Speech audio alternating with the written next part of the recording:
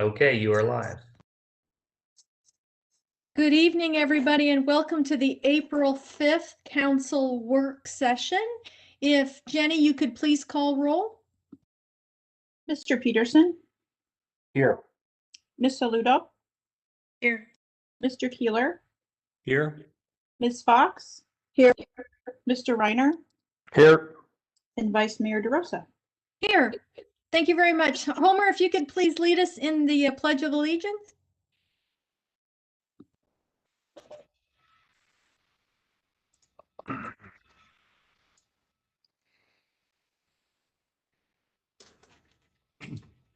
I pledge allegiance to the flag of the United States of America and to the republic for which it stands, one nation, under God, indivisible, with liberty and justice for all.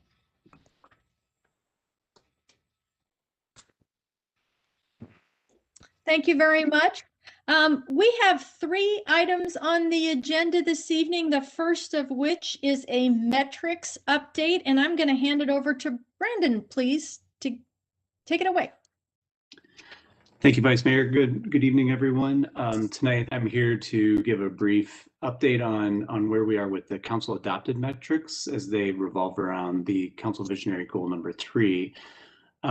The last time we spoke about this, I gave a brief update about where a couple of the divisions are in terms of implementing some new systems and figuring out some new reporting. And just as a reminder, the key metric areas that we're focusing on are finance, economic development, planning, and building standards. Since that time, systems have matured. Some of the reporting has been worked out. One of the things that I left you with the last time is that we were going to be scoping out and defining some projects and engaging some outside resources to really start pulling these things together. The last update, I also gave you some mock visualizations that we were looking at and some different ways that we'll see and interact with the data and the measures. And since that time, we've made quite a bit of progress on something that is called Clearpoint Strategy. That is an actual software and a company that helps work with identifying strategic planning and displaying that and making it digestible to many folks from anywhere inside your organization to laypersons outside the organization as well. During a cohort class with one of our professional groups that I was working with, I was mentored from some folks in Arvada, Colorado, and also Fort Collins and a number of other cities that are very mature in this. Some of them have even gone along to do Baldridge type of activities where they're tying all of their budgeting to performance metrics and all of those types of things as well. And we found a lot of really good examples. And I thought that I could start this evening by showing you a couple of these examples. I'm going to use the word context a lot tonight because a lot of the different things that we'll talk about and see will just depend on the context of what you're trying to gather from the data, from the metrics, where it's used and who the audience is. So with that, I will begin sharing my screen. I think I got it. So as I mentioned, I had a couple of reference cities that I just wanted to walk you through a few of these different contexts of how they are using and utilizing this technology and pulling together metrics and sharing it with their public. So this is from a city named Olathe, Kansas. And one thing that they do is as we start to look at these, you may start seeing some things that are keying in on something like our 2035 framework, where we're looking at some large areas, some big areas of concern. Each of these can be dialed into a number of different measures and metrics. This is a very simple way to kind of display and discuss different items that they're measuring and what and why and what story is it telling for their performance. And just as an example, this is just a path of discovery. So we found out about one of the things they're measuring is private investment in downtown as percentages, and it tells us how often they measure it. It tells us if they have any sort of targets or what the actual measures are. And then on that reporting cycle, it also provides some analysis and some context. And that's something we've talked about a number of times when we've talked about the metrics, how important it is for us to define what is that metric actually trying to tell us. And then the analysis and the human component that comes in to tell us what is that metric telling us based on what its measure is. Some things will be very straightforward, where there will be a target or a range that we're trying to hit, and some things will have much more nuance and context needed to be given. And we've talked about that in the past as well. Just another quick example of how keeping some of the end in mind of what we can see. So this in Fort Collins, they just used real simple indicators where they're looking at, again, these very large high level areas, and each of them may have some sort of color coding or health status. But then as you dive in, you can really start to see what makes up each of these components. And so this is, again, putting things into context and perspective so that we can see what they're measuring and where there may be some lags in performance and where they're doing really well. Each one of these, again, can be driven into further to find more and more information. And so those are just a couple of the kind of public side of things that we can see. And what I want to do, oh no, I knew this would happen, apologize, is show you a little of the work that we've been doing to set some things up for Dublin.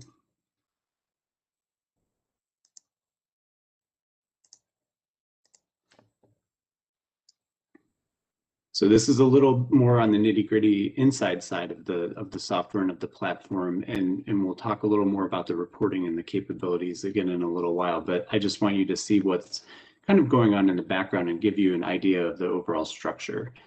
So for this, for instance, what I'm showing is our strategic focus areas. And this is something that Dana and other leadership has put together over the years, and it guides a lot of our different activities. As we think in terms of strategic planning and framework building, we have these superseding categories, very similar to what we saw in some of our example sites.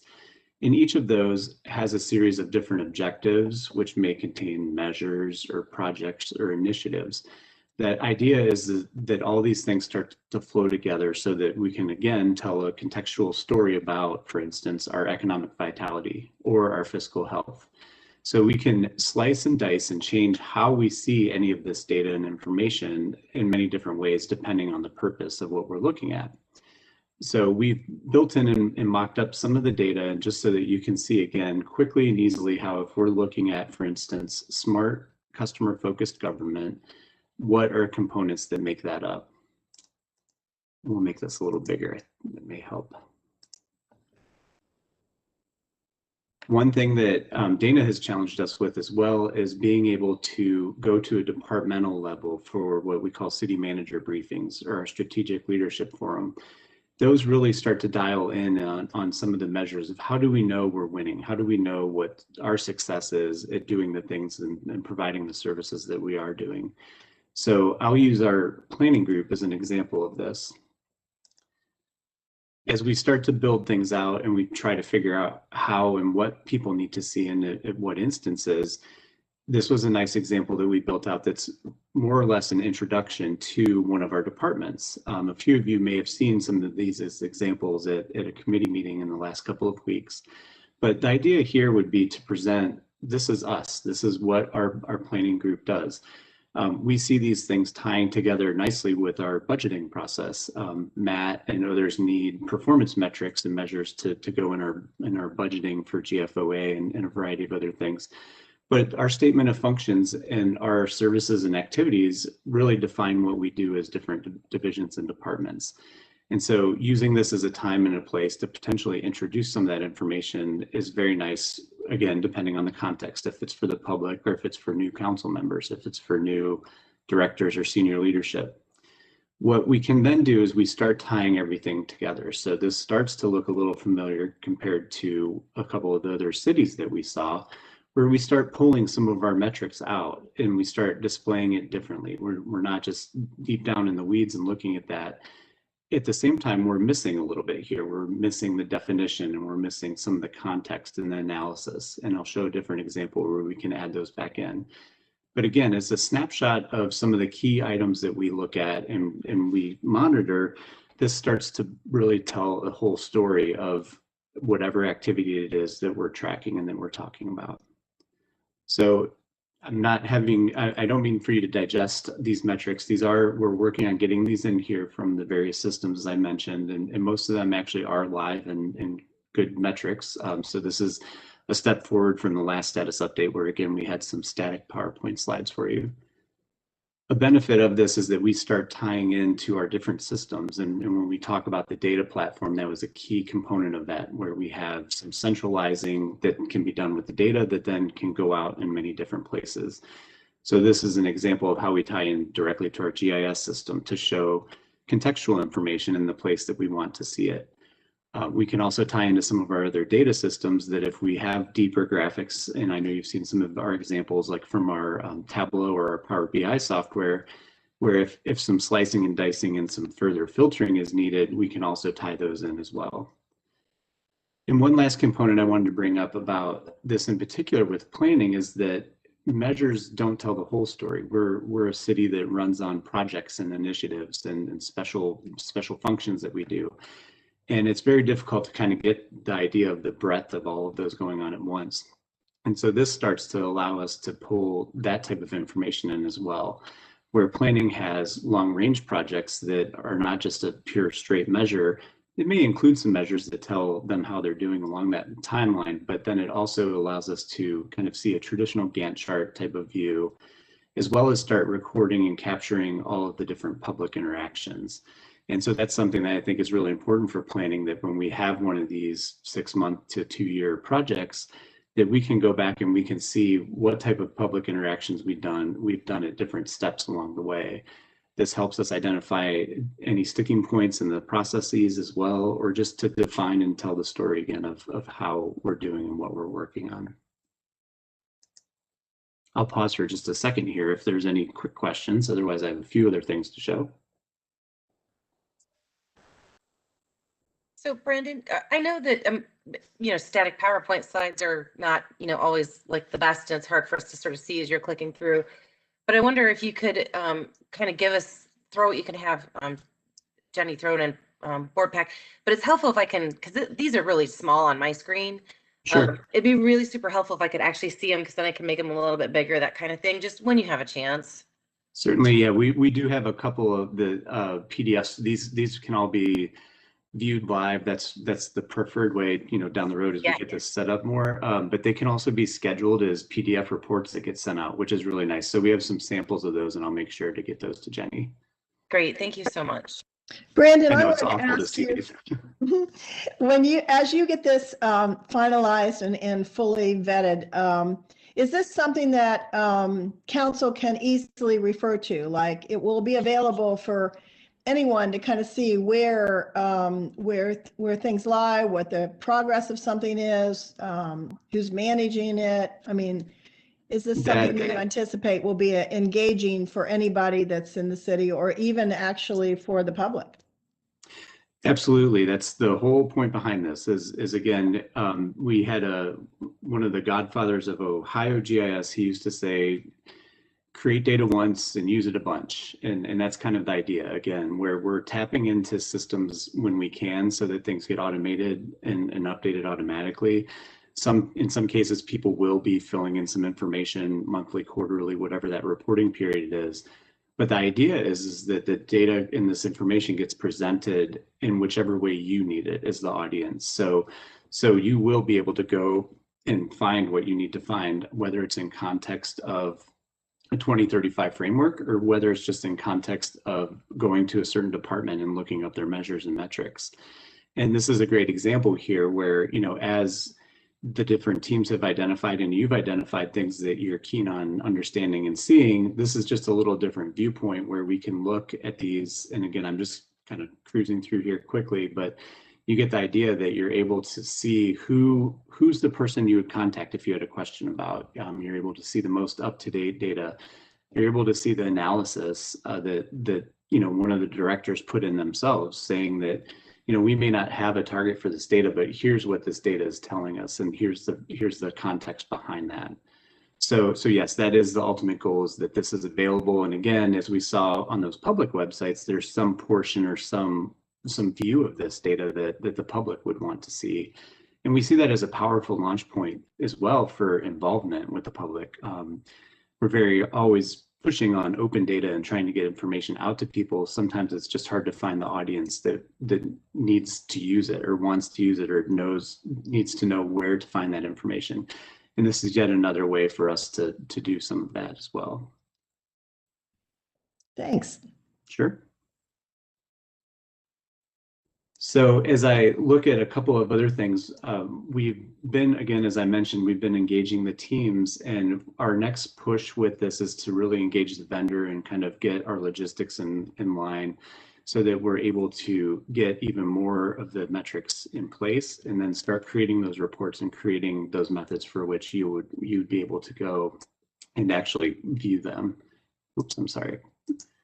Clicking something wrong, but just as another quick example, some of these we're kind of in the middle of testing and building some of these, but as our intent and the way we like to work is that as we build it enough, or we call it, if it's more than half baked, and we want to get it out there and start getting feedback from people so that people can start using it. But this is just kind of a messy example, again, of a different way of seeing a whole bunch of data in one place. And this revolves around a lot of those economic development metrics. And we can see that we can have indicators and utilize the smarts of the system that if we have ranges that are good or bad, or if we have threshold targets, that it can change those statuses automatically. So for instance, we always talk about vacancy has a sweet spot, and that's represented here by kind of a green bar. And then we have some areas of concern above and below that as well.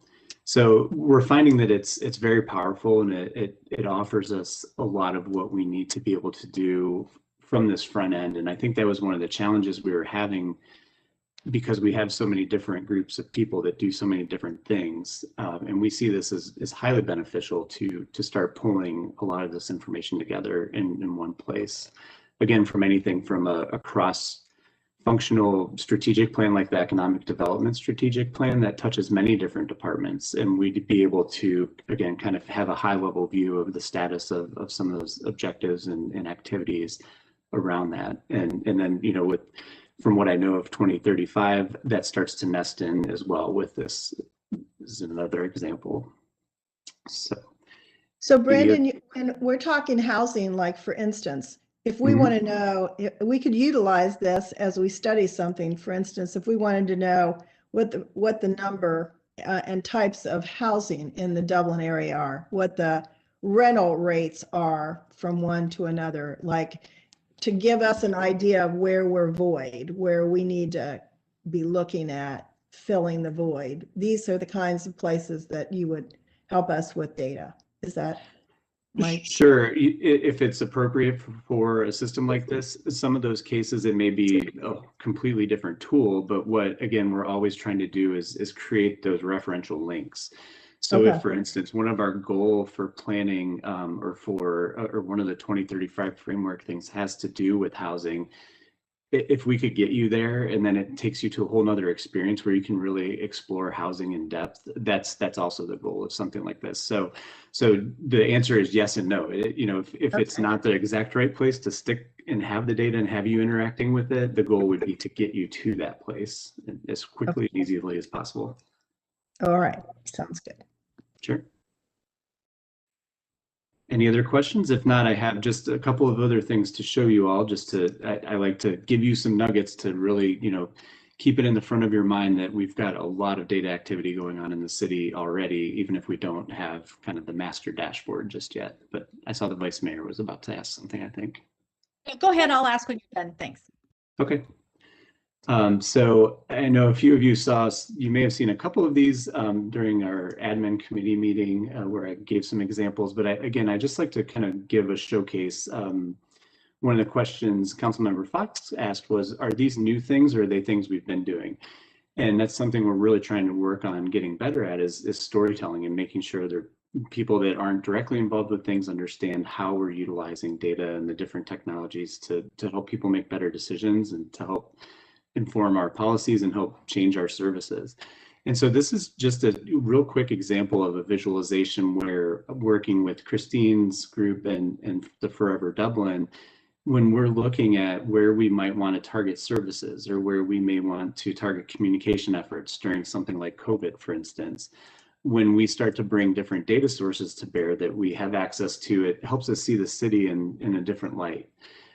It helps validate assumptions. You know, sometimes assumptions are that, wow, the neighborhoods with the most elderly population are here, here, and here. This could very well validate that, or it could uncover some interesting surprises for us as well. And so this is something that wasn't overly analytical at the time, but it's been used multiple times, and continually it's being updated for Christine and her group to utilize. Brandon, quick question. How do you define senior? This, I believe, in the census data, I'd have to look up exactly how that's defined. It's defined in the source data. Is it, you don't know if it's 55 or 65? I do not know what Okay, this one is, but that's I can fine. check on that too.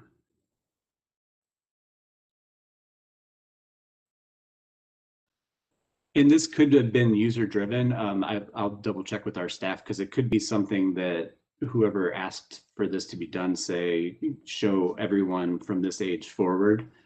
That's a good point to know and understand, and then word utilization as well. So, Hey, Brandon, to that point, I think on all of these, acknowledging what the data source is, and last time it was updated, just so that, you know, to Andy's question, if this is census data, we know it's got to be 2010 data, right? Or whatever. So the currency of it. So there's just, and it sort of leads me to my second question. And the usefulness of these, of course, is predicated on great data.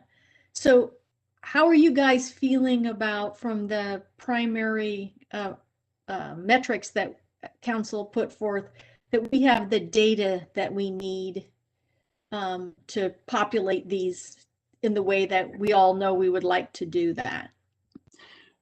I think that we're in a very good spot with a lot of them. And I think what this journey has been doing as well is helped open our eyes to some areas where we need to develop some data and start tracking some things that we weren't tracking. We've kind of had this notion in our mind all along that in some cases we would have something like this where there's tiles and then there's blank tiles. And those blank tiles, the goal is to get that tile filled in. How do we find out?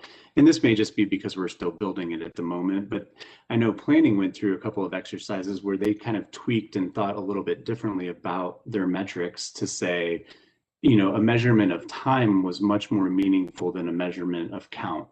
We certainly can keep the count and use that just to give ourselves a workload idea. But again, how could we then take that next step and make that even more meaningful and say how long is someone in one of our processes before they get an answer and that type of thing.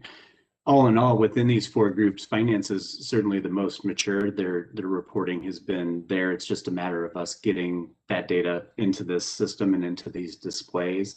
The planning and building have come along quite a ways as they've gotten more used to their system, and there's still a couple of things we're pulling together.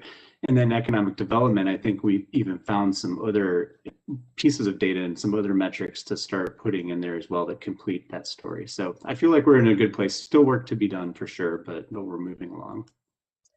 But I think that really helps us understand on these charts what that data source is, what, you know, level of completeness, if I could use that, staff feels, because we'll make decisions from them, right? Sure. It's always as good as the data, right? That's always the end reality of these tools. True, and that's something, you know, again, on the previous screen we saw where there's a data description. I think that's where it will really help ourselves by describing exactly what that data is and the source of it. And that's where, you know, the team itself can offer that kind of the validity ranking. You know, it's just the best data we have available, and we're not really great. We're not totally sure it's the one, but that's all we have, and it's better than nothing. You know, and those types of things can be added in here. So again, as people are looking at the data and looking and trying to digest and make decisions, that hopefully that information is there.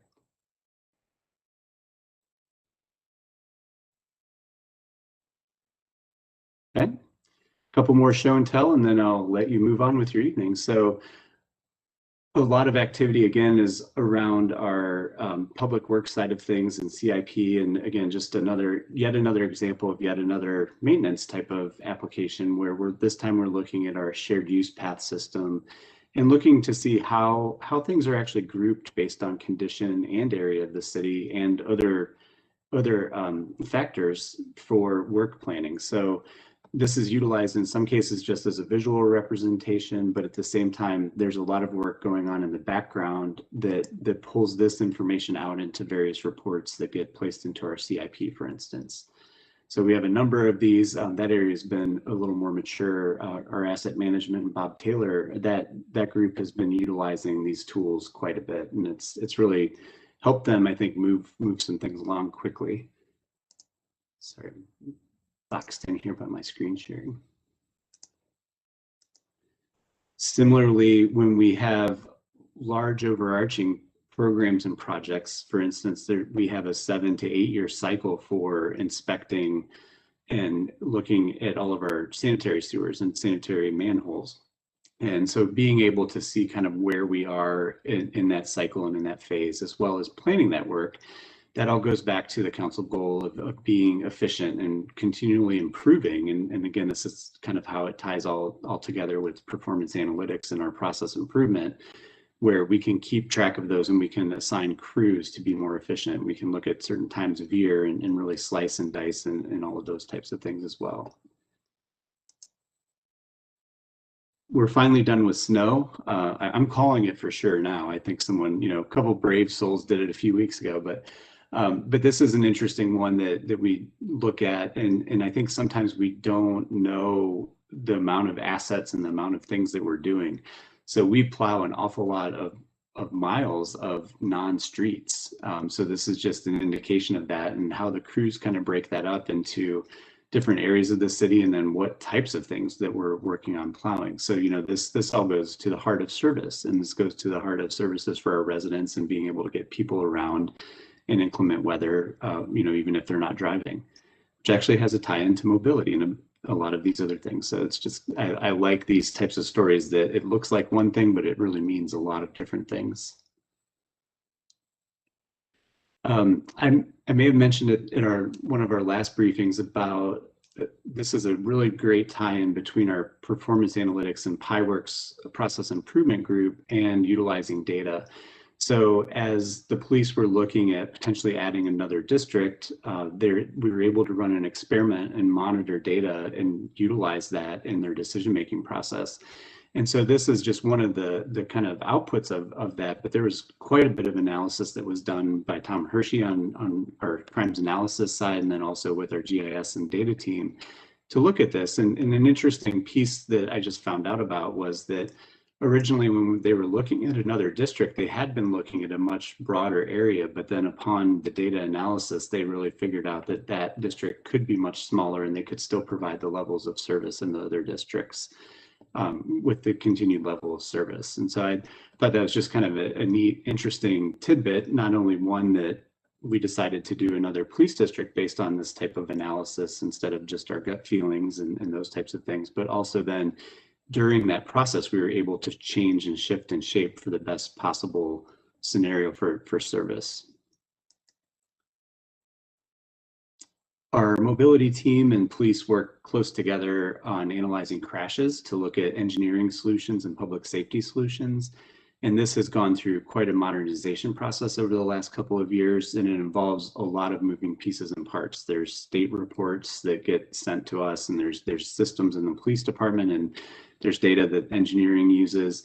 And this is really nice because this represents something that used to be a PDF report that got sent out monthly, and it took quite a bit of time to gather and pull all this information and data together. And now this is just available for those teams to utilize in their monthly calls and their analysis on their own times. Again, down the road, if those teams deem necessary or important, this data again could be shared in a variety of ways, either with other agencies or with the public, if that's relevant as well. Oops. Sorry, wrong button. Just a quick example from a little bit, one of our different platforms, this is some different analysis that's been going on with Go Dublin. And it's interesting to utilize this again for assignment of crews for figuring out where and when we may need to do work. So what's nice with the Go Dublin data is that we have the positional location data of all of that. So we can really use where in this equation of where are these calls coming in, but then it's also interesting to see what types of services our residents are really requesting. And again, just like with all of these, it gets really fun when if you like kind of diving into this type of stuff, but really analyzing what days of the week, what times of the year, which months are heavier than others, where are we actually getting the requests for service. And all of these things go back to improving performance and improving services to residents. So we can see, for instance, a wide variety of people are utilizing that app, which is great. That gives us some validation. We have some other data, user numbers and things like that that show us that. It's interesting because we still have a number of people that like to call on the phone, and that's absolutely fine. We'll figure out how to service them. But being able to see and understand how our services are being affected or how they're being utilized by the public can help us make them better for the public. So we really enjoy that. And I think that was maybe it. That was my last example for you. So I'll stop sharing, but I can restart if anyone has a specific question or non-specific questions. I'm happy to answer. Brandon, impressive. I know you're still trying to put the finishing touches on it, and you're trying to cobble together a lot of different things, but some of this stuff you're showing us is very actionable, very effective in helping you determine where we need resources, what day of the week, what hour of the day. I mean, it's boots on the ground, really impressive stuff. Thank you. Thank you very much. I think that's where our team finds the excitement, is that action level. It's interesting to dive in and learn some about something, but that's kind of our evolution, where we think of it in terms of alerting and changing behaviors based on the data. And I don't know if I coined it, but I like the phrase I started it. How did it change your Tuesday? So, if we give you a piece of information or a piece of data, how did that change something that you did or change the service you could provide to others? And so that's always key in our thought process there. But thank you for the compliment. I appreciate it. Yeah, I'll just add real quick. I spend a lot of my time trying to capture wasted capacity and identifying capacity for a specific employee or a team of employees. And the last few slides you showed would be very effective in allocating resources, moving heads from this day to that day, or just staffing overall. So definitely actionable. And a lot of the other metrics, building and vacancy rates, obviously those are important to have at the high level. But when push comes to shove and you're looking at 400 and some employees and how best to utilize those employees, some of this system really helps drive that.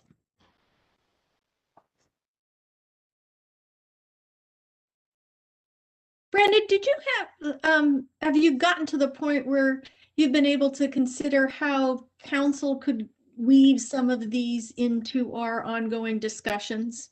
So as we're talking about some of the higher level things, whether those are, economic development or whatever, are you feeling that we're at that point or not quite yet? Do you mean in reference to like 2035 framework or just whatever topic it is you're discussing?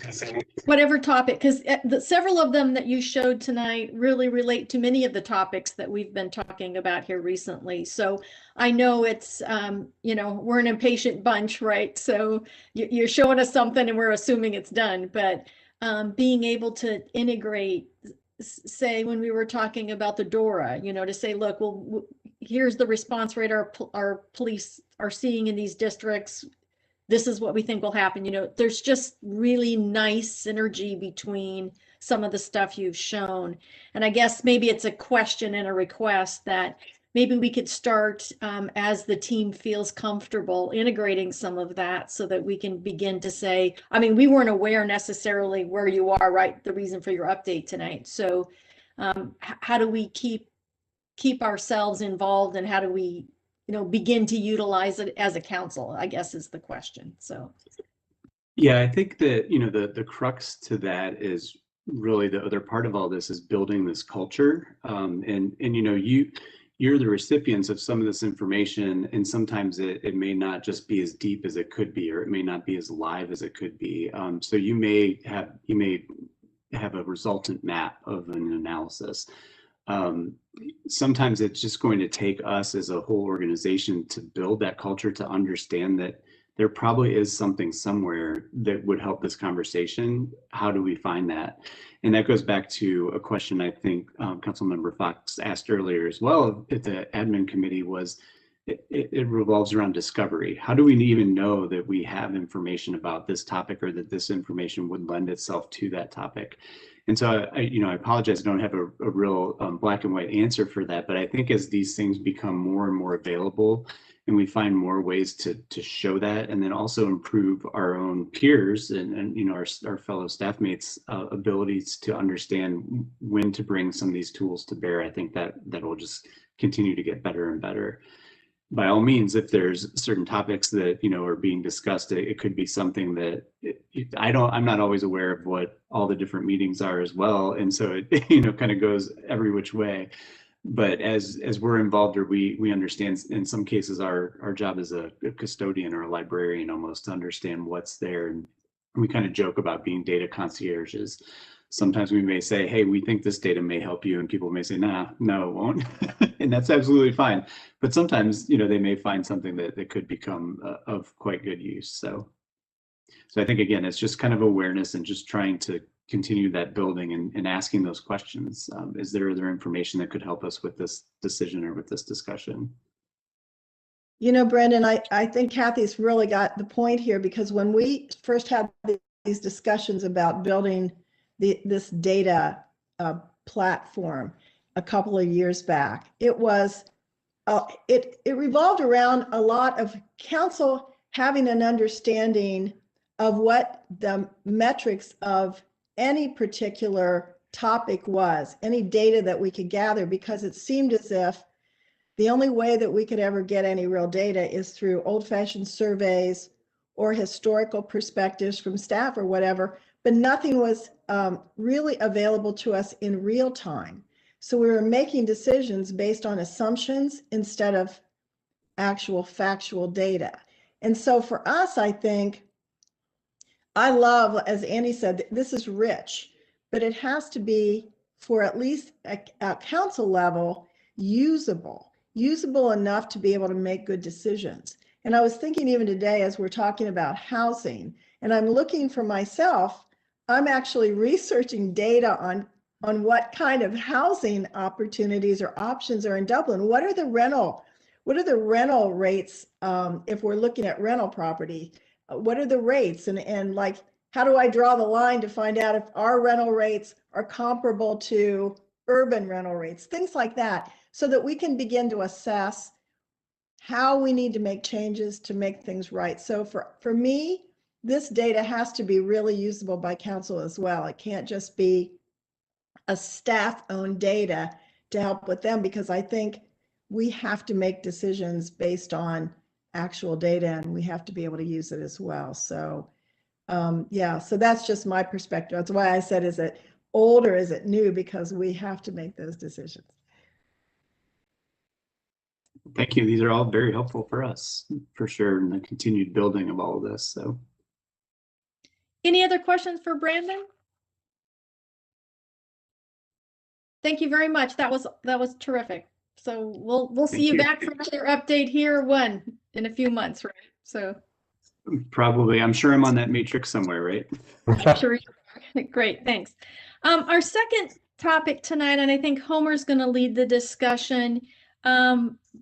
By our charter requirements, it is time for us to look at our ward boundaries and review those. So Homer, to you, please. Actually, I'm going to hand it off to Jenny. She's got the- Okay. Okay. Well, that was easy enough, Homer. Jenny, to you. Easiest But if you'd handout rather me ever. do it, I can, so. Team effort. Kyle, would you mind sharing the presentation rights with me, please? I have just a brief presentation. Thank you.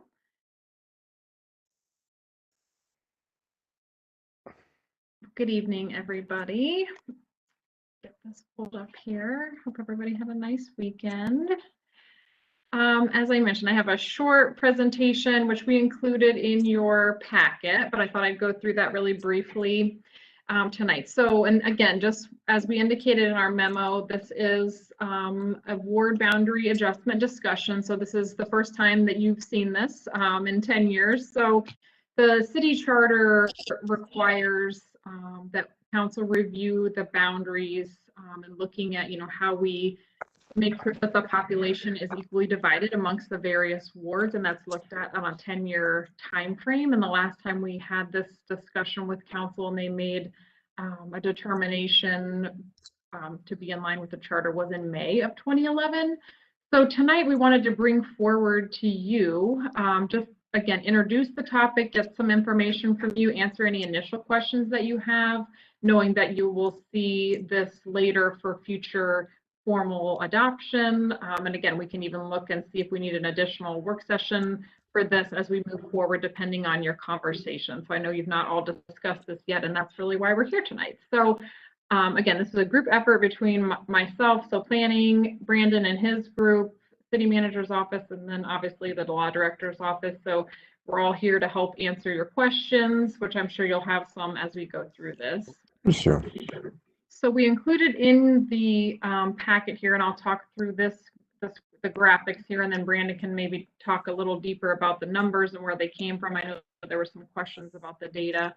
So as you'll see on the screen here, there are two ward maps. One is, well, they show all the 4 wards, and you'll see in 2020 the existing population percentages on the left-hand side, and then 2025, based on the data we have, what those look like. So as you can see, the percentages are fairly consistent. However, you'll notice that in wards 2 and 4, Ward 2 has a slightly larger percentage. So again, if we're trying to distribute this equally amongst the 4 wards, we're really trying to look at that 25% range. So as we were looking through the data and trying to determine what, how we would bring this forward and what to look at and what council's feedback on, we're looking at an opportunity to maybe even out wards 2 and 4 a little bit to be more in that 25% alignment.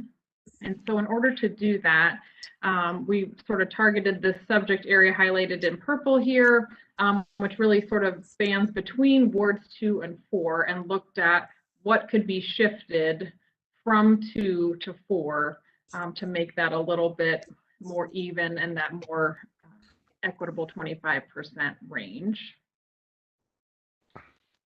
And then we broke that down a little further then into a potential proposed scenario that then shows, obviously, if our goal is 25% spread fairly equally amongst the 4, using that data, Ward 2 currently is a little higher, Ward 4 is a little lower. So then this proposed scenario then shows us trying to make those as equal as possible going into 2030. So in terms of the data, and as I mentioned, I'll let Brandon talk more in detail to that, but obviously the 2020 census data has been delayed, so we were using our best source data available, which is Esri demographics data, and Brandon can talk through that. We obviously looked at that in addition to validating residential development over the last 10 years to make sure that we were accounting for any data that was included and happened over the last 10 years to make sure how those compared to previous years as well. And then we also obviously looked back and checked to see what is coming forward and making sure that we're accounting for those to the best extent that we can. So looking forward the next 10 years to determine, is there any major development that we know we're anticipating and how to accommodate that in our proposed scenario. So with that, We really wanted to get this in front of council, get your initial feedback, talk through any other information you would want to consider, additional scenarios, prior to bringing forward a formal ward boundary map that ultimately has to be reviewed and adopted by you prior to July. So our goal is to be back to you for formal action here within the month of May. So with that, I will, I'll stop sharing just so we can see everybody here, but I'm happy to answer any questions, Brandon as well, and Homer as well, for you this evening. Jenny, can you, there's an interesting thing that happened years ago, and part of Muirfield was carved out because one of the city council people moved from one side of the river to the other. Could you check to see if we could put Muirfield back into, as a unit, back into Ward 3, because they cut a hole in it and chopped it apart? And, you know, a lot of the information that we do up here for community is passed around, and you know, we have a very active homeowners association, and they do, you know, their own newsletter and everything. So we now have, I was just wondering if we could move Ward 3, and it's not a whole lot of houses, it's just a few, I think, and a few streets, back into the Muirfield to make it a continuous entity. Yeah, maybe I'll defer to Brandon on how we came to where we are. So again, at this point, we were looking at retaining Ward 3 as it is, but we could look and see, we tried to keep neighborhoods together or consolidate them and make sure that it's logical boundaries to the best we can. It's not obviously that clean in every instance, so we can look and see what that looks like or what that does to the percentages. Well, what we could do, Jenny, too, is trade off, you know, move the other southern wards up to, if there was a problem, we could move them up to Brand Road to pick up the extra numbers. Say you're trading off 20 or 50 houses in one area, then you can just move the boundary right up and pick up that number. So it'd be pretty easy to manipulate the thing so that it all ends up again at 25%. It looks like you're shooting for 25% across the board, roughly. So it'd be fairly easy to manipulate the map to make it all work out correctly. Okay, we can look into that. So Muirfield is in Ward 1 right now then? Muirfield is in Ward 3, and then the right east side is there's just not a lot of it, but there's some of it was moved in. I guess it's Ward 1. It's on the other side of the river, right? East side of the river. Yeah. Yes. So some of that's was transposed into Muirfield. I think one of the city council people moved across the river. If I don't know this correctly, and I may not be correct, but I think it was. And they moved from the east side of the river to the west side of the river, and then they sort of adapted a piece of Muirfield into their territory, which, you know, it was a political thing at the time, I thought, but not the right thing to do. Well, I think that was probably some time ago, because wasn't the last one, didn't they remain status quo, Jenny? Yeah, it was probably the previous 20 years ago. Yeah. 20 years ago. But I've been here a long time, so I get to watch all the sins and foibles as they unravel. Okay, we can look into that. Brandon, could you share with us a little bit, because we do not have the census data, the data that we're using are estimates from ERSI. Could you please share from the 2020 data how that data is captured by ERSI, how we have been able to verify some of that? Could you just give us sort of back to, I'm just going to harken back to the conversation we just had, right? The maps we have are as good as the data that feeds us, and we don't have that primary piece available to us because, as I understand it, it will not be released federally until at least September of this coming year. So could you share with us the ERSI data a bit about, you know, our ability to check for accuracy and things like that? Thanks. Certainly, they have a number of different data sources that they utilize, and they always start with the census data as a base and then continually build. So the census actually releases population projections yearly, but it's not at the level of granularity that would help us in this exercise, because a lot of times those are just city. So for instance, there's a 2019 projection for what Dublin was as a whole. They don't go down to tracts even, or it kind of goes tracts, block groups, and blocks. So what Esri does is when they work with a number of different data vendors as well, and they have, this is all highly documented on their site, and they've gone through a couple of different studies for validity. So we feel it's a very good, and it kind of goes back to what I mentioned earlier, is the best available data source that we do have. And so with that being said, though, we did go back and we're able to perform some kind of ground truthing with that, where we took a look at a number of the developments that planning provided us that have gone on in the last 10 years. And we went to that development area, and then we kind of utilized the tools that we utilize to pull the data at a ward level, at that smaller level. And we found that a good percentage of those actually have data, and I don't know if they're exactly right or not. You know, we can look and see how many units we had slated for development and what percentages are done. But we definitely see a difference where they're, you know, some of these areas had 0 for 2010, and now they have some population data in them.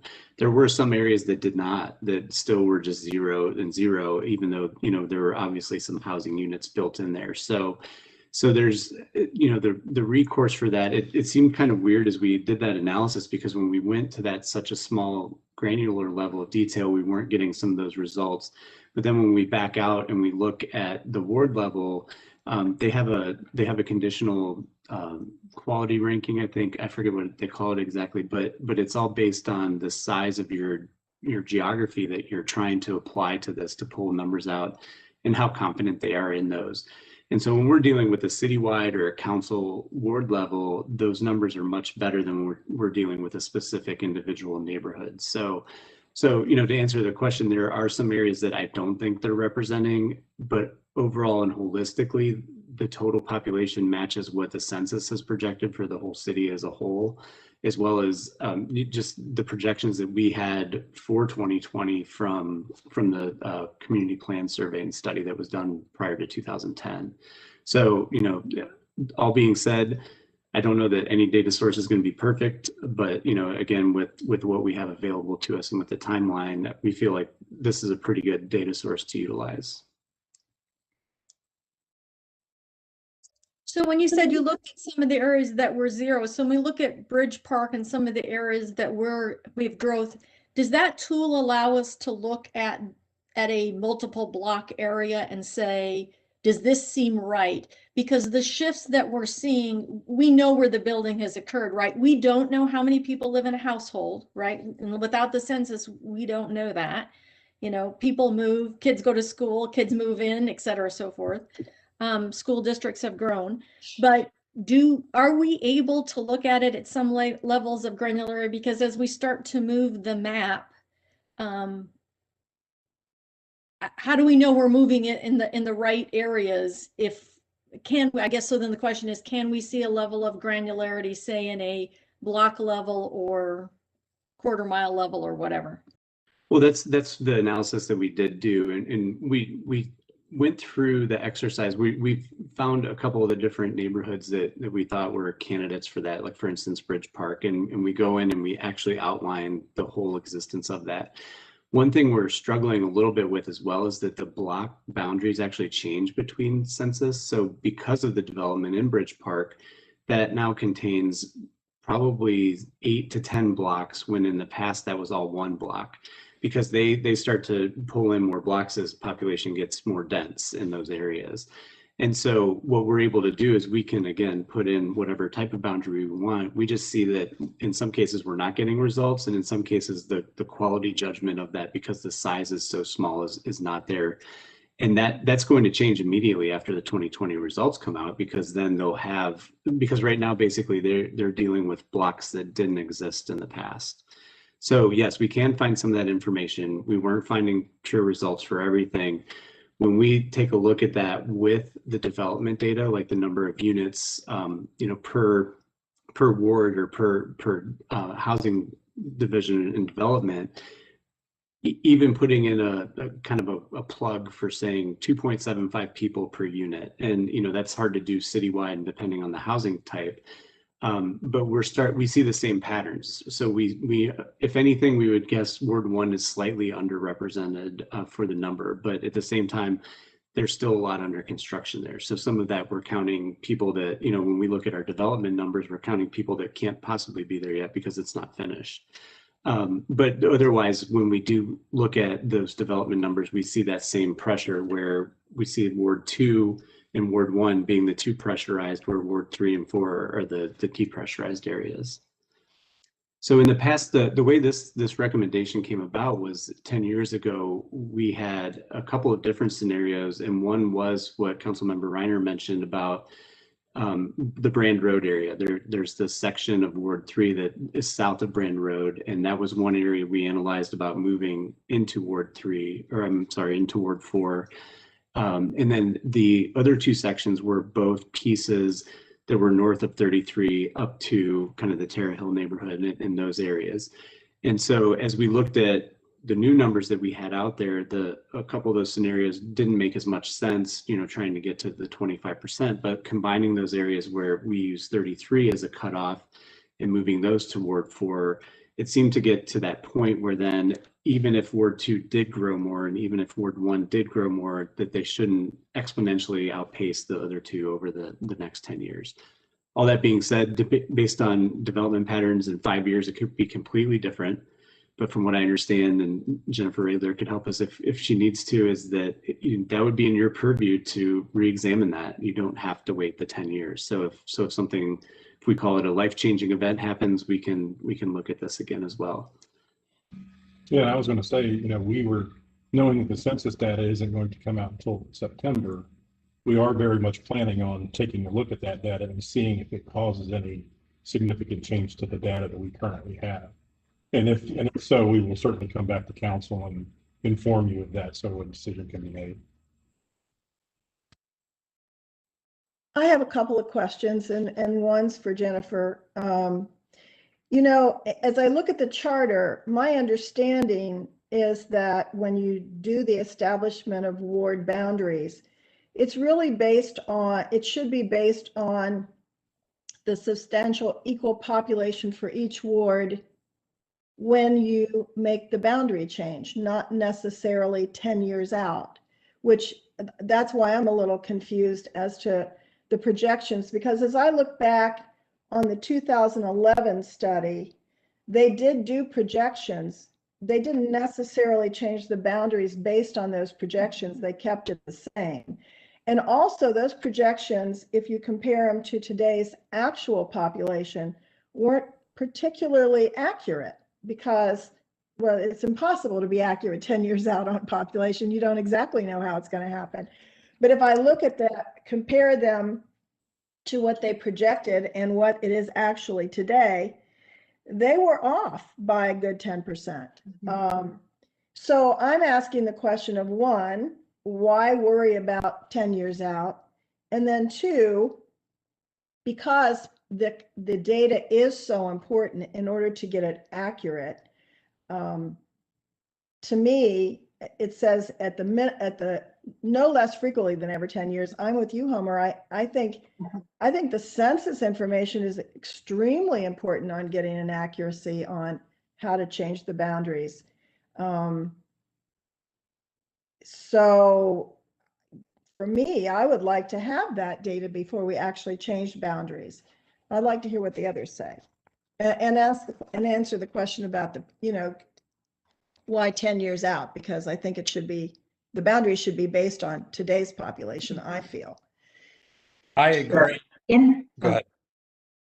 Go ahead. Yeah, I'll just answer real quickly. So there's no time limit put on when on the calculation of the percentages, and I think the 10 years was because at a minimum it has to be reviewed every 10 years. And so if you're looking at projections, you may say we want to have the best estimate so that we don't completely underrepresent a section, knowing that we're going to have development. And so it's completely within your discretion to determine whether or not to use those projections or stick with the actual numbers that we know and we can verify now.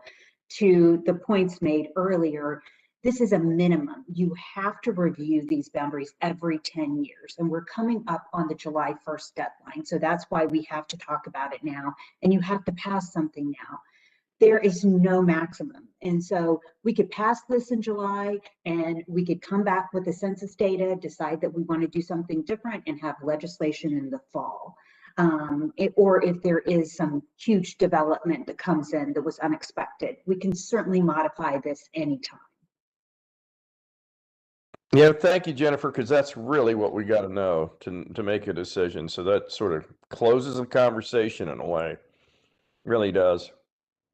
That's what we got to know. I think most of us assume that this is a 10-year thing and you got to do your best projection for 10 years. And I don't think we realize that 3 years from now or 6 months from now, we can change it. So that changes the whole aspect of this whole thing. So. Hey, Cool. Jen, would we be able to pass legislation that maintain the current wards the way they are until September, at which time we'll have the census data and we can revisit the issue then? I mean, it seems silly to me to try to change it now and change it again in September. Can we just pass legislation that maintains the status quo and just sort of puts it on hold until the census data is available? Yeah, we can't do that in this situation because it's the charter that gives us that hard July 1 deadline. So we can't modify the charter or any of the mandates of the charter without going to voters. So we would adopt legislation, and you'll recall that in 2011, that's exactly what council did. They just adopted an ordinance maintaining the existing lines. If we get that census information in the fall and we want to change it, we'll just have a new ordinance repealing the old one and putting that one in place. Yeah, hey, Greg, I One would of the like things that I think the less often you adjust these boundaries, the better.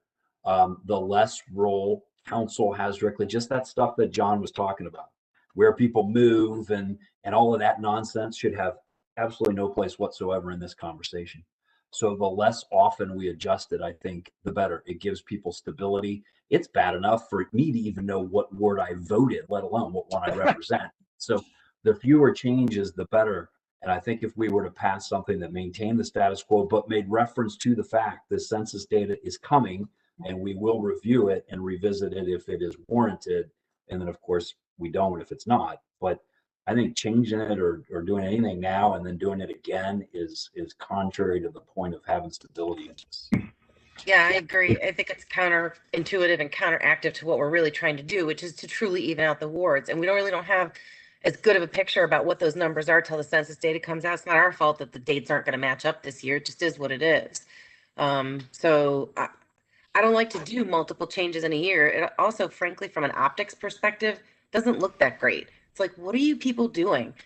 I would rather go ahead and just pass the legislation to keep things as they are for right now, noting that we are going to come back when that census data is, because I want to hold us accountable to it.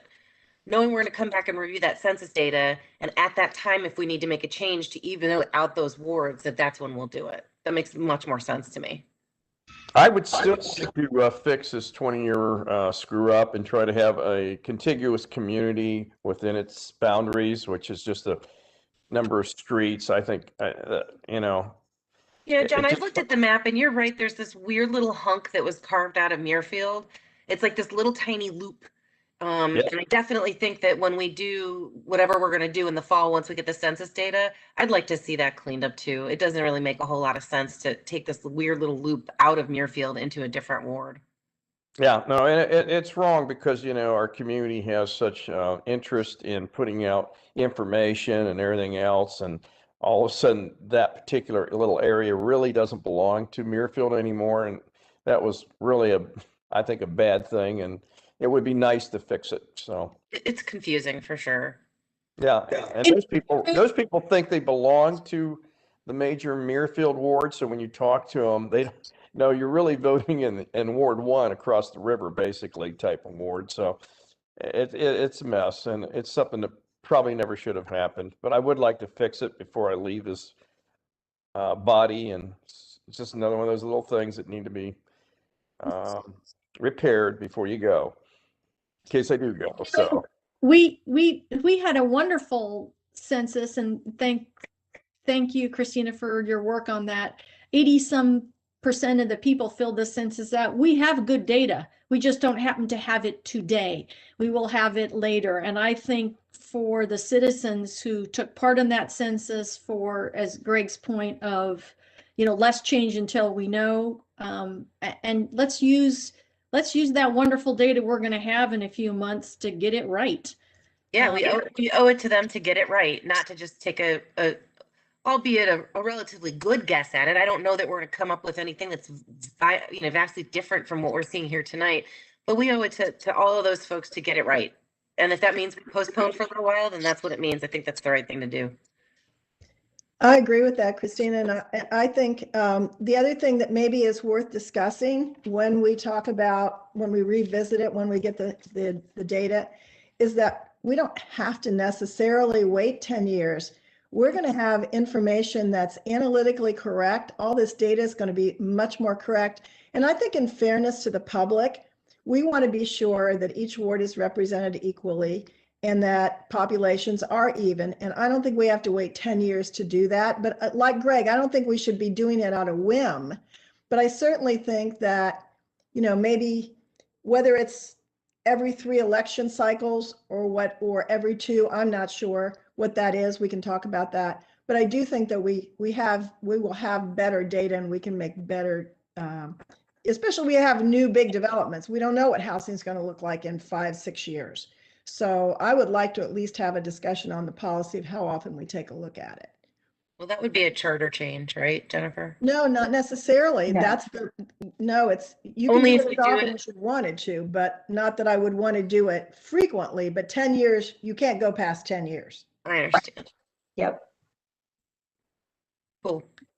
So procedurally, just so that I'm clear, this legislation that we were talking about, this would come sometime in May or before May? Is that the next sort of step here? Okay. Yeah, so we would bring it forth. It has to be introduced and then have a public hearing like any ordinance. So we would do that at your May meeting, I guess is what our original schedule was. So I'm feeling a consensus, a lot of head nodding here that the legislation is leave it as it is until we get the data and then revisit it. Is that the sort of the opinion here? Okay. We got thumbs up about that. And then to John's point, we'll fix some idiosyncrasies as well when we get that data. But let's use the data that the citizens gave us, right? Great. Okay. Right. Anything else on this subject? I'm sorry, Homer, go ahead. As I say, very much appreciate the guidance. And if there's any other idiosyncrasies that we need to take a look at, you could send us that information our way. We'll certainly file that in for our analysis in the fall. Thanks, Homer. Thanks, Jenny. Thanks, Brandon. Wonderful, thank you all. Okay, so we have one other topic this evening, and I'm gonna guess that, I'll see if I get this right, that Tammy's gonna lead us. She just turned her camera on. So Tammy's gonna share some updates on the housing study. Thank you. Thank you so much. So I will say unapologetic is one of my favorite topics, so I'll try to talk less and hear what you're saying. But essentially, the City of Dublin had participated in the Mid-Ohio Regional Planning Commission's efforts for their housing study that took place. It ended in the fall of last year. It was approximately about a year effort, and we participated pretty much, well, we participated through the entirety of the process. And essentially, we always knew that we would want to take our efforts a step further, if you will, and potentially, I guess, more specifically address housing needs as it relates to Dublin. And I'll take a step back and talk about the MORPC study. MORPC, of course, is a regional planning commission that oversees 7 counties. So those are 7 counties with different needs. It's geographically a large area, and honestly, their efforts were encompassing of generally what we need to do to pose our efforts into more housing as we move forward in the next couple of decades, as well as protect entities that may be more prone to housing inferiorities, if you will. And that includes the age population, renters, and generally practices or rental practices that would discriminate against certain populations. So the housing study was extremely helpful as a starting point, but what I'd like to talk to council tonight is how we take that information and we move forward with a study that's more specialized to the city of Dublin. So I've been in constant contact with Mid-Ohio Regional Planning Commission in terms of what they can supply to us in terms of data. And they do have a great data source for us. But essentially what I'd like to ask council tonight is how we move forward in doing a more refined analysis for ourselves. So what I've principally put forward to City Council is a couple of different ideas of what that analysis would look like. And in terms of what I think the components of what a housing strategy would look like for the City of Dublin, first and foremost, it would be a more specified demographic analysis of our community. Again, 7 counties is rather large, and I'm quite certain that we have more specialized needs and growth patterns from the community. So essentially looking at our demographics as they compare to the community. Secondarily, I'm looking towards an inventory of housing, what we have, what we need, what we can do to specialize to certain either age or disability communities in terms of housing, and then any type of regulatory practices that we could implement for our community that would help, I guess, improve those housing strategies. And finally, recommendations to City Council as to how we move forward. So that's a really, I guess, small analysis of what we're talking about, but I would love to hear what council is thinking about in terms of our housing needs and how we can help move our housing strategy forward. So I appreciate your passion in this area, Tammy, and all your information and research. What I'm missing is really feedback and input from other council members in terms of what we want. The 2035 framework and the housing component of that, I'm just chomping at the bit to get into that. And we're receiving a lot of input from Morpsey and you and other folks. You pick up pretty much any planning publication and they talk about a housing shortage. So there's no news in that, but I have no idea how the rest of council feels about the direction we want to head with respect to housing. Is it multifamily rentals? Is it less expensive owner occupied? Is it townhomes? I think there's areas around the city that these different kinds of projects would fit very nicely, but I feel what I'm missing is the policy direction.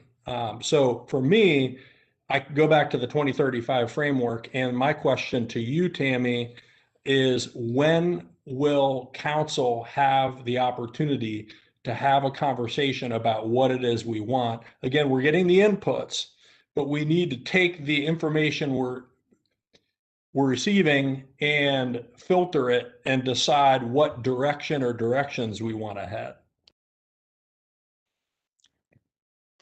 I mean, honestly, that's. Go ahead. Oh, I'm sorry. No, go ahead, please.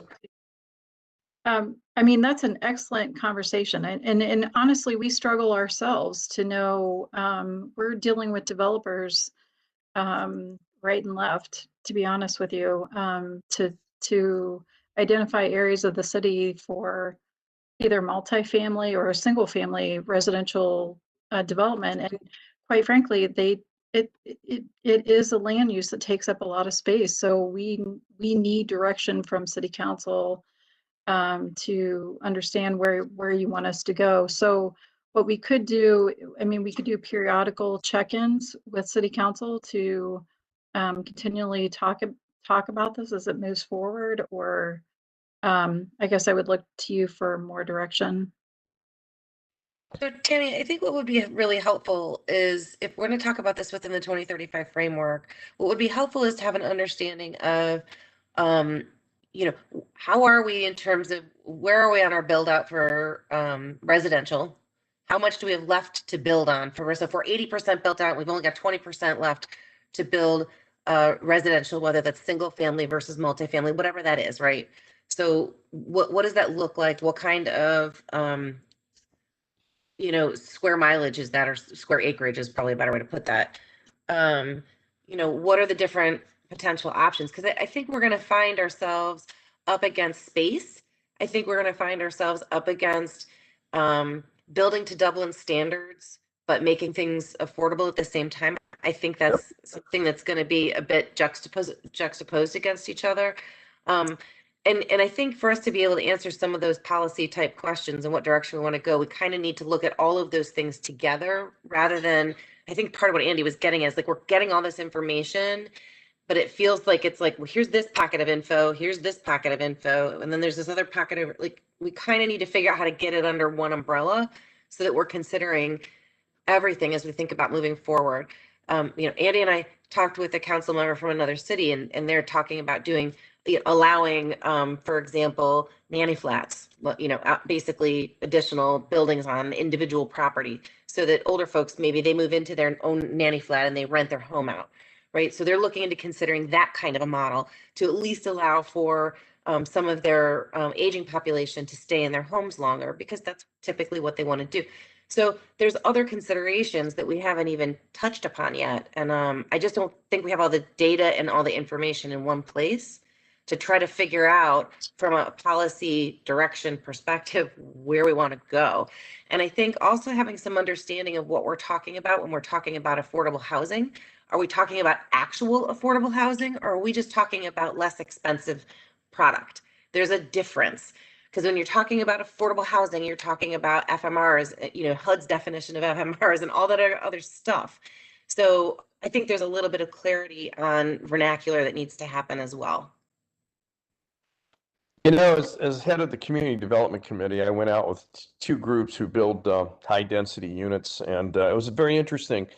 They told me that, and this is a little shocking, that to right now currently, and all of you know that a 2x4 moved from $2.20 to $7.60, and a sheet of plywood went off the charts. But they said the bottom line for, you know, I said, you know, we're seeking housing because 80% of our employees don't really live in Dublin, and we got to come up with a housing solution for, you know, for the middle class. You know, it's getting, sometimes you think you're Aspen, Colorado or something, you know, where people work 5 jobs to be able to live there. But so they said the reality of this, John, is what you're seeking, you cannot find, because for a single bedroom unit in a high density apartment complex, their minimum cost to construct that, and this came across from both these big companies, is $120,000. So they don't care if you're building 30 or 300 of these units, they're at $120,000. If you're putting 2 bedrooms in it, it's $280,000. So I still would like to explore conservation design, the fact that, you know, and I tried that with them, you know, no curbs and gutters, you know, radiating thing, units in 6s or 8s, and, you know, see if there was any way to get that price down to make it a little more affordable for our not only our staff, but other people. And, you know, they're telling me now, John, how this is really handled is credits and the city buying the housing and just subsidizing housing. So like you, Christina, I think those are good points. I'm just trying to think, you know, is there any way to really do it? And you brought up the, you know, the other point, like, which they mentioned, well, you know, you guys have high standards. You expect the quality of the units to be fairly good. Some with brick, that's a big detriment if you're looking for low income housing. And so, you know, round and around did this discussion go. And, you know, I don't know. I'm like you. I'm still trying to figure out how we can do it and how they can do it to make it affordable. So interesting conversations. And one company builds these things all over the country, but they said they're basically subsidized by the government. And so I've had to spend more time analyzing it to figure out if there's any possible way that we can get to this solution to make this happen for our people. You know, it occurs to me every time I think through an issue like this, I think through what's the economic impact on our community. And the more land that you take out of income generating parcels where we've got corporations and businesses and adding to our tax base, and you put it into residential, that is a hit to our bottom line and our stream of income. And we all know that that is the financial reality for this community. And I also think about the more roofs we put in this community, the more stress and pressure there is on our school system. And so it's almost like a Rubik's Cube. If you look just at the housing issue and you want to have different products and different things available, like John was talking about, to provide for different aspects of the community and different segments, I get all of that, but I don't know that you can solve the housing problem in a vacuum without considering all of the other things that you are going to impact. It's kind of like whack-a-mole. You know, you start allowing more multifamily kind of units, you're going to start increasing the pressure on the schools and the number of kids that are going into the school system, and you're also going to send down the income generating properties that could be set aside for more economic development kinds of things. So for me, I agree with, I guess it's being the master of the obvious again, agree with my fellow council members, particularly Andy, saying that this is trying to figure out what question is it we're trying to answer. Because I fear if you oversimplify the question, your answer is going to ignore a lot of other variables that go on in this community that we have the responsibility to keep our eye on. You know, Greg, I totally agree with you. And the success of the community has been the balance between roofs and, the number was what, $13,000 a kid, and there's 2 kids in the house, and it's $26,000. And yet your taxes on your house might be $8,000 or $7,000. Who's making up all that money? And that's a huge amount of money.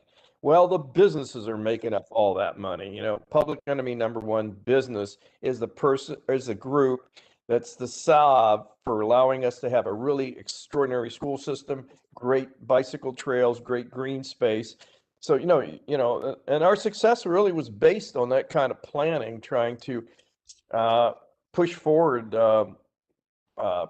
income producing property and keep the housing at a certain level so that we could have a great school system. So I don't ever want to lose sight of that. I think you're exactly right. And that's been the history of our city. So. And that's what I was saying. It would be based on, like, when I was talking to Timmy, and I said, we need to know how much land we have left to build out for residential, whether that's multifamily or what have you. But that's based on the community plan, right? That's based on our comprehensive plan. So that's already baked into the plan, is what's reserved for businesses versus what's reserved for residential. And that's what I'm talking about. So that you made a good point for me to help clarify that, because I did not clarify that, but that it should be based on the plan. Sorry, Jane, you need to go. No, it's fine. It's fine. No, it's so hard in Zoom because when we're all talking together, it's easy. It's really easy. You don't want to interrupt. So can we look at this from a little bit outside the box? Tammy, I agree with you. I do think that it would be nice to have some specific demographics, because MORPC is asking us to kind of gauge ourselves on whether or not we're allowing options in housing, right? Whether that's options for the types of housing, the price of housing, all of those. Central Ohio is growing. Are we helping to accommodate the need? Okay, so that inventory of housing, I think, is important, because even in planning and zoning, we're struggling with developers who are looking for different housing options, and we're going to have to figure out whether or not we're going to allow more density on a partial. And the regulatory practices are there. We only allow single family housing. So we need to talk about that. But so those are the things that are obvious, I think. But the things that aren't obvious is, why don't we have the options right now? Is it NIMBYism? People don't want it in their backyard. So, in looking at that and kind of studying and kind of researching a little bit about this sort of thing, Morpsey's State of the Region speaker the other day talked about the fact that when you bring in different kinds of housing into a suburban area that hasn't been there before, it's not because they don't want it, it's because it negatively impacts those that are already there. Because the kind of multifamily housing, the kind of things that developers are bringing forward either aren't aesthetically attractive, are so vehemently different than what's already there. You have single family housing and all of a sudden you have a 4-story apartment building next door. It doesn't really do well for the neighborhood and it isn't accepted well. So I think some of the things that we have to look at are, one, what's the push point? Why don't people want to bring in, every time you say multifamily or every time you say we want a different kind of housing, people say no. We need to understand what the no is caused by, I think, or we're never going to get anywhere. We can study all we want, but it'll never happen here. I think we also want to know where, for us, and John's right, we need to make sure the economics stay strong. So where would additional housing help the economics? And the first place I think of is West Innovation District and Metro Blazer area, because we need workforce housing and seniors want walkability. And we need people that can afford something, and we could put something there that wouldn't hurt anybody. So first, I think we have to also identify where would we build it if we were going to build it, and where would it benefit us the most economically? And then obviously, once you get the specifics on the demographics, who are we building it for? And then I also think we need to study what are the best trends and practices of really good housing. As the gentleman on Morpsey showed, there's all kinds of really great housing.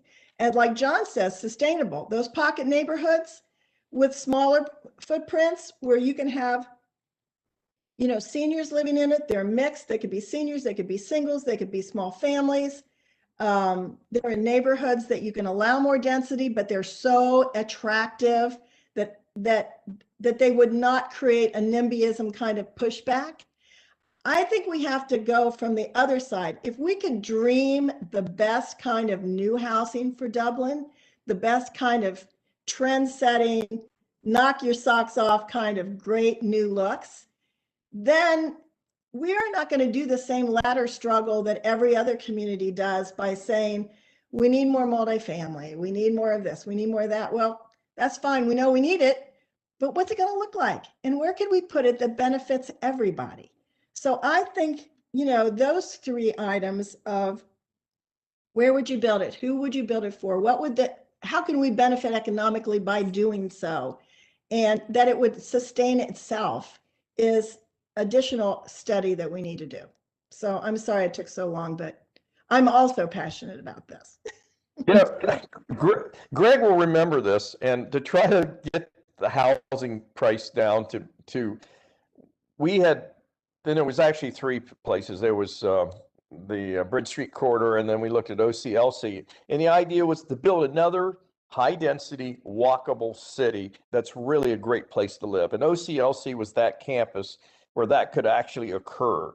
And at the time, we had a director out there who actually was agreeing with us, and Greg will remember all this too. And it looked like, hey, we're gonna build Bridge Street 2 over there, where we could put in higher density housing, but have this bunch of shops, basically a refit of the same thing we did at Bridge Street. But of course, then there was a change of management out there.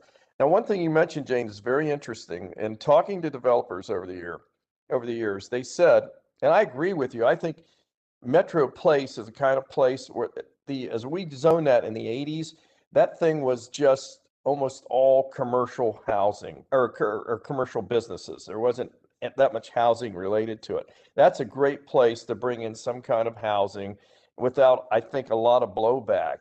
But and I think that's a great possibility. But the other thing is pioneering a new area where you can build a high density thing, but you got to bring in a quality of housing. And one thing that developers have told me over the years, they said the reason we like Dublin is because, and this gets us back into that thing about aesthetics and quality. They said the reason we like building in Dublin was that no matter what we build and no matter how much you beat us up in planning and zoning, the next guy in had to build a high quality product. And we knew that. So that kept the values of our property up because you guys are just so tough up there in creating quality. And, you know, all of you guys, all the city council and the staff are sticklers for high quality materials. So that has been our tradition, and that has supported people in doing projects out here. I can remember a person buying the exact same house in Hilliard that we were building in Dublin, the exact same builder and everything else, but it was like $8,000 to $10,000 less in Hilliard.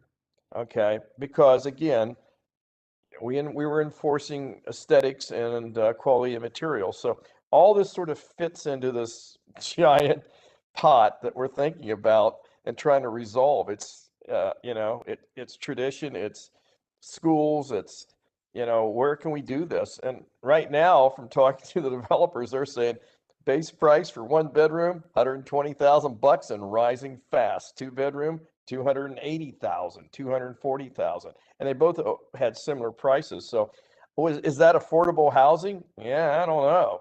You know, so maybe we go back to the conservation design where we were trying to get away from curbs and gutters and trying to save them money and save them utility runs to the units, because the most expensive housing is a grid pattern, which is all we ever get. Somebody takes a parcel and chops it into 50 lots or 20 lots and brings it in there and throws a retention pond in it and says, boy, ain't this great? And still, those units aren't cheap. I mean, in the end, they are not cheap. They're still $450,000 units, $500,000 units. So, you know, try and try again as we are to get to solve this Gordian knot and do this riddle. It's tough to do it right. So Tammy, I just want to be sure that you leave here with what you need, right? And you had some requests for us to say, what would you like us to do, right? What do you want to be part of this study? And so I think you heard from folks that, you know, an inventory would be important, and we're not sure what we have. I would maybe potentially add to that an inventory of the school district too, not just Dublin proper in terms of the city, but in the school district and in our neighboring, say within, I don't know what that right number is, 4 miles or 2 miles or whatever, some circumference, because there's been a tremendous amount of building that's happened right around us. So to have some sense of what that inventory is, I think would be important. I think this screams, I see that Brendan has left, so let's give him some work. He's not here. I'm looking at the work. This screams to use those metrics. As Greg said earlier, you know, if you pull a lever here, it pulls another lever here. This screams for, Brendan, build us a land use map, right? Then if we change the commercial by this percent, what does that happen? You know, those types of things. So, you know, if you were going to build that picture now, then Brendan could say, this is the data that I would need, back to our data question, to fill that map. But a map we would like to have is, what does that land use look like from commercial, you know, how much do we really have left, right? And if we did it, what would that do? So I think it was lovely that we started the evening with that, because this is a perfect example of being able to do that. Are there other things you need from us before we leave tonight in terms of direction on your study? And maybe you could give us an update on the timeline. No, but thank you. That's a perfect, I think what we're all saying is we need more data, right? We need to know what we're dealing with within our community. So I hear that loud and clear. In terms of timeline, I don't know that we've solidified a timeline. We know that we would like to start the process hopefully within the next couple of months. So I would assume it's going to be, I'm going to venture to say maybe a year process. So we'll check in with council, of course, periodically, but sooner rather than later, because again, we have developers that are, this is a high interest to our community as well as the region. And the sooner we answer the questions, the better I think we'll be as a community. So I hope that answers the question. One other comment, and then Jane has her hand up. So I think what you heard is that yes, we want data, but we'd also like some what-if analysis. So not just raw data of inventory, but I think what you also heard was, and what if we were to put a high density, what could that potentially look like? So some interacting of that data, just from clarity of what I heard from folks. I see Dana, you've joined us. You make a comment, and then Jana had a comment. Yeah, thanks. This was great discussion. I appreciate staff teeing it up, and I think too what I'm hearing is we really need some incremental type engagements with you, because what I'm taking away is an inventory. I think there's some vernacular. I appreciated someone brought that up, because there is a lot being tossed around out there about housing. What's it mean right now? I think we'll go ahead and engage the consultant to help us with that. I think we can engage significantly with the Columbus Real Estate Association, does a lot of drill down on housing types and values and the like. We get that data, so we'll engage with them as well. And then I think also, what we'll do is periodically report back here and sort of incrementalize our approach and check in with you routinely. I think your community task force, one of their subcommittees is looking at housing as well. And I think too that you're going to probably see some level of recommendations from them, although I'm not quite clear what that's going to look like yet. So a number of topics here that I think are going to come forward relevant to this. So great discussion. And we didn't really expect to answer things tonight, other than it's really the first time you've had a chance to really talk about this topic and get some initial feedback from you. So thank you very much for that. Great. Jane, did you have a comment? No, I did. I think part of the study, and maybe it comes along during the course of it, but Tammy, I think it's important that we either bring in some people to talk to council about some of the, like what is a pocket neighborhood, or the gentleman talked about how you integrate a variety of housing, within neighborhoods so that it fits. I would love to hear about conservation design. I think as we go forward, it would be nice to be able to say to yourself, okay, we're learning the data, we're understanding where the voids are, but hand in hand, what are some of the opportunities that we can begin to think about that are great practices that are working and making us able to have a different kind of housing style that benefits us both economically, aesthetically, and accepting by the community as a positive instead of a forced impact that they may not feel good about. I think we can do all those things, but we have to do it simultaneously. I just want to add again, I'm getting a feel for how people stand on this issue and what your interests are, what directions you want to head. What I'm hearing, and Jane, you made some really good comments. It's who are we building it for? So Kathy is asking for data. So what do we have? I think it's helpful to know what we have. I think it's more important to know what we need and who it's for. And then as part of that, knowing those things, the question for council is it something we want to pursue? So we're being told, or we think that we need this and it's for these people. Is it important enough for us to head that specific direction to accommodate whether it's the workforce housing, the 55 or older population. I would also say that not all housing affects schools. It really depends on who that housing is for. I would make an argument that a one bedroom is probably not going to attract families. It's more likely to attract a younger workforce type person or someone 55 or older. So I think we're heading in the right direction.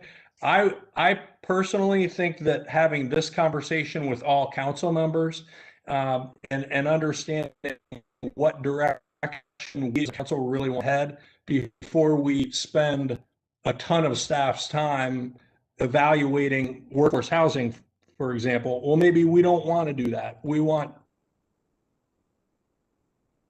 to those folks. Maybe. I don't know. But very good feedback. Thank you. Any other final things? Anything else you need, Tammy? Kathy, I would like to see them pull back the studies we had in, I think, 1998 on conservation design. Jane mentioned it. That was a design principle that saved construction costs. Had no curb and gutters. It was laid out correctly by a civil engineer. It had some other saving things to try to lure developers into saying, hey, this is what we want to do. It was fairly high density, but it was cleverly done so that there was views out the back of all the units, the way they were radiated out. So I'd like to pull all that stuff back out. It was way too progressive for our developers in 1999, 1998, whenever we were doing that, because they said, we don't know how to do this. What they're happy with is they know that squeezing houses on grids, and they know those costs. And they said that we also like to know what a chimney costs, and we can tell a person chimney is $6,000. What you guys want to do is so out there, and it was done all over America, by the way, and for the purpose of saving money for housing projects that our local guys had, and we called them in, 25 developers, sat them down, explained the whole concept with them, and they said, this is just too progressive for us. We don't do this. We don't understand this. And now it's been a quarter of a century later. maybe it's time to relook this thing with them and maybe get some aid in this quest that you guys are all searching. John, I was just going to say, one of the things that I looked at is that people want to live in environments that, even though the materials are important here in Dublin, they are. You can reduce the cost of materials on a building if you can increase the environment, the social connectivity, the gardens, the way that people go out onto their porches and talk to each other. If you can create these kind of developments that aren't necessarily based on whether or not you have a brick driveway, but that you have a front porch and a lawn area in front that's common use for everybody to those are the kind of developments that are becoming, very attractive, and we can save a little bit of developers' cost on some of the building materials if you create the environment that enriches, the community that way. I think that's really going to be the forward future thinking of housing. Great. And Tammy, I think maybe one other thing that would be useful, we talked about Christina's point about making sure we understand the vernacular. And I also think from a policy perspective, what are some innovative things that other regions maybe, I know Morpsey did at Central Ohio, but around the country are looking at to, let's assume we want to do X, Y, and Z. What are some mechanisms in the environment where we have exploding pricing and limited geography? What are some options that we might have before us for consideration? So that would be great too. So I think that's an excellent point, because there's so many things that we can do in terms of regulations that we can improve our housing strategies without necessarily thinking of just new development. So no, I appreciate that so much.